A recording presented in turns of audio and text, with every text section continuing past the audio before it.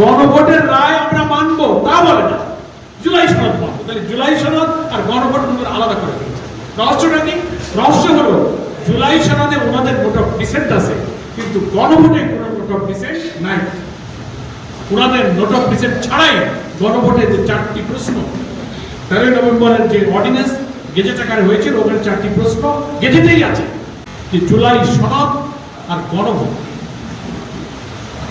এটা ওনারা আলাদা করেছেন এই অর্থে যে নোট অফ ডিসেন্ট গুলো ওনাদের আছে জুলাই সনদে। ওইটা যদি মানে তাহলে সংবিধান সংশোধনের অনেক গুরুত্বপূর্ণ বিষয়গুলো বাদ যাবে। এক ব্যক্তি প্রধানমন্ত্রী দলের প্রধান থাকতে পারবেন না, উচ্চকক্ষে পিআর হতে হবে, চুক্তি আন্তর্জাতিক আইনগুলো যা হবে 2 পক্ষে অনুমোদিত হতে হবে, চিফ জাস্টিস, সুপ্রিম কোর্টের বিচারক নিয়োগ, সাংবিধানিক পদ আপনার public service commission, anti corruption commission, auditor general, controller general, even governor সহ সাংবিধানিক যত পদ আছে, এই নিয়োগের এখনকার বিদ্যমান রাষ্ট্রের সংবিধানের যে আইন, প্রধানমন্ত্রী যা ইচ্ছা করবেন রাষ্ট্রপতিকে দিয়ে উনি এই কমিশনের বিধানগুলো বানাবেন। এই যে মৌলিক জায়গায় যদি সংবিধানের কাঠামোগত পরিবর্তন না হয়, তাহলে জুলাই রক্তদত্ত ফিরে যাবে, এই রাষ্ট্রে তো দুর্নীতি বাসা বাঁধবে। এই কাঠামোপতি যিনি প্রধানমন্ত্রী হবেন তিনি আরেকটা ফ্যাসিবাদী হয়ে তৈরি হবেন। এই জন্য এটার পরিবর্তন ওনারা করতে চাচ্ছেন, ওনারা ফ্যাসিবাদের দিকে হাঁটছেন।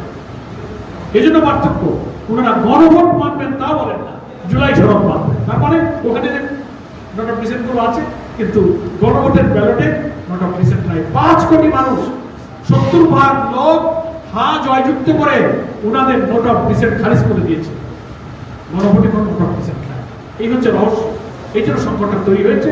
আমরা বলেছি পার্লামেন্টের সেশন আবার 7ই জুন শুরু হচ্ছে, এখনো সুযোগ আছে।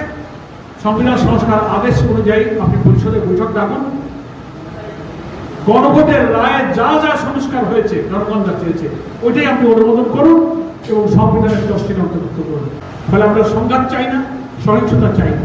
গঠনমূলক দায়িত্বশীল ভূমিকা পালন করার মাধ্যমেই আমরা এই সংবিধান সংস্কার আদেশ মেনে নিই, পার্লামেন্টের শপথ নিয়ে ওনাদেরকে আমরা এই সংবিধান সংস্কারের জন্য এখন অনুরোধ করি। মিয়া গোলাসপুর তিনি এই পঞ্চগড়ে প্রথম সাংগঠনিক সফর, যারা সদস্য আছেন সদস্যদের দিনব্যাপী একটি শিক্ষা শিবির হিসেবে তিনি এখানে যুক্ত হয়েছেন এবং যেহেতু তিনি উত্তরবঙ্গে